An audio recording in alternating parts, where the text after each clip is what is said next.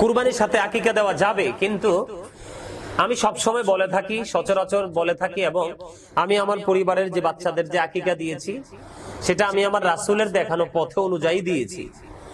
আমি কিন্তু চাইলে গরুর সাথে আকিকাটা দিয়ে দিতে পারতাম কুরবানির সাথে, কিন্তু আমি দেইনি। তার কারণ হলো আমার নবীজি বলেছে কুরবানি তো বছরে একবার, তাও যারা ধনী তাদের উপরে ওয়াজিব, যারা আর্থিকভাবে স্বাবলম্বী তাদের উপর ওয়াজিব, যারা মুকিম তাদের উপর ওয়াজিব কুরবানিটা।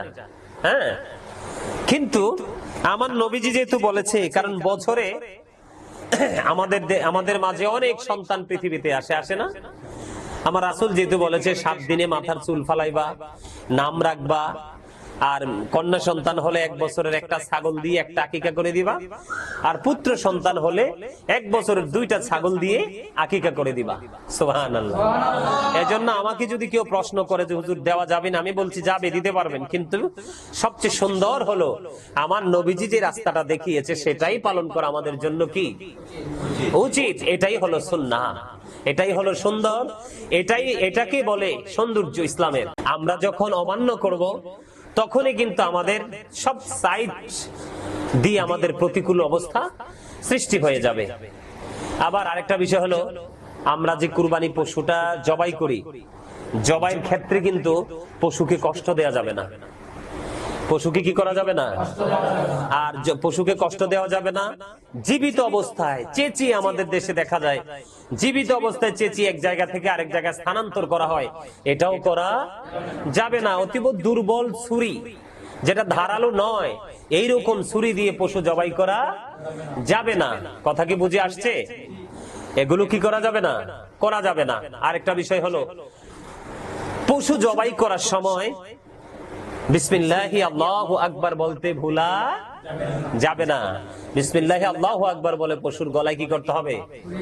ছুরি চালাতে হবে। এগুলো আমাদেরকে মনে রাখতে হবে। অনেকেই যেই কোনো কারণে একটা ক্রাইসিসে পড়ার কারণে সে কুরবানিটা নির্দিষ্ট সময় দিতে পারতেছে না, সেই ক্ষেত্রে যেই টাকা দিয়ে সে কুরবানি করবে সেই টাকাটা কিন্তু সে গরিব দুঃখীর মাঝে সদকা করে দিতে পারবে, তাহলেই তার কুরবানি আদায় হয়ে যাবে। সুবহানাল্লাহ। আরো জোরে। এখানে আমি যেটা বারবারে বলতে চেয়েছি, এখানে একটা বড় বিষয়, সেটা হলো তাকওয়ার বিষয়। কিসের বিষয়? আর কেউ যদি চায় যে হুজুর আমি কুরবানি করেছি, আমি কি করেছি? কুরবানি করেছি, আমি এক টুকরো গোশত খাবো না, আমি পুরো গোশতটাই গরিবদের মাঝে সদকা করে দিব, তাহলেই কুরবানি হবে, কুরবানি কোনো সমস্যা হবে না। এখানে মূল বিষয় হলো যে আল্লাহ রাব্বুল আলামিন চায় আমরা কুরবানি করি, আর এই কুরবানির দ্বারা কিন্তু আমরা আল্লাহর আরো এক ধাপ আল্লাহর নিকটবর্তী হয়ে যেতে পারবো। আল্লাহ রাব্বুল আলামিন যেন আমাদেরকে সব ধরনের আইন মেনে, বিধান মেনে, সুন্দর সুষ্ঠু একেবারে মস্তিষ্ক নিয়ে আমরা যেন সুন্দর ফুটফুটে পশু দিয়ে আমরা যেন কুরবানি করতে পারি। আল্লাহ যেন আমাদেরকে সেই কুরবানি করার তৌফিক দান করে। সকলে বলুন আমিন। 7 জন শরীক একটা গরু দিয়ে কুরবানি দিল।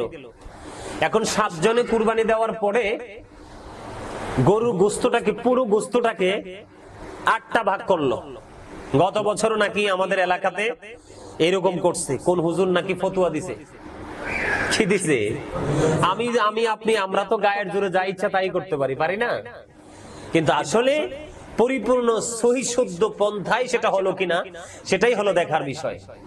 এজন্য আল্লাহ রাব্বুল আলামিন যেই কোনো কথাই বলেছেন, ইয়া আইয়ুহাল্লাযিনা আমানু বলে বলেছেন, ইয়া আইয়ুহান নাস বলে বলেছেন। এর মধ্যে সবচেয়ে বেশি যেটা খুঁজে পাই ইয়া আইয়ুহাল্লাযিনা আমানু, আল্লাহ রাব্বুল আলামিন হে ঈমানদার বলে ডাক দিয়ে বলেছেন। সবচেয়ে উত্তম যে পন্থা, কুরবানির পশুটা কিনে জবাই করার পরে গোশতটা যারা শরীকরা নিবে, সবচেয়ে উত্তম, যেটাকে মুস্তাহাব বলা হয়, উত্তম যে পন্থাটা সেটা হলো গরুটাকে জবাই করে, পশুটাকে জবাই করে গোশতটা 3টা ভাগে ভাগ করা হবে। কয়টা ভাগে? 3টা ভাগে ভাগ করা হবে। একটা ভাগ আপনার সমাজের গরিব দুঃখী অসহায় মানুষের জন্য, আর আরেকটা ভাগ আপনার আত্মীয় স্বজন যারা রয়েছে দূর দূরান্তে, তাদের কি নাই কুরবানি তারা দিতে, কেউ দিল বা কেউ না দিল সমর্থ নেই, কিন্তু আত্মীয় হিসাবে আপনি আরেকটা ভাগ তার জন্য রাখবেন। কার জন্য?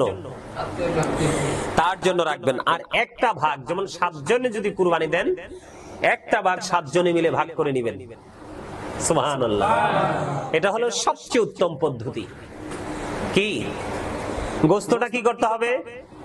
রাসূল প্রথমে নিষেধ করেছিলেন, পরে বলেছে রাসূল যে 3 দিনের পরেও গোস্ত কি করা যাবে? রেখে খাওয়া যাবে। প্রথমে নিষেধ করেছিলেন, পরে খাওয়া যাবে। আপনি এটা মুসলিম বলেন অমুসলিম বলেন, সবাইকে কুরবানির গোস্ত খাওয়ানো যাবে, এখানে কোনো প্রতিবন্ধকতা নেই।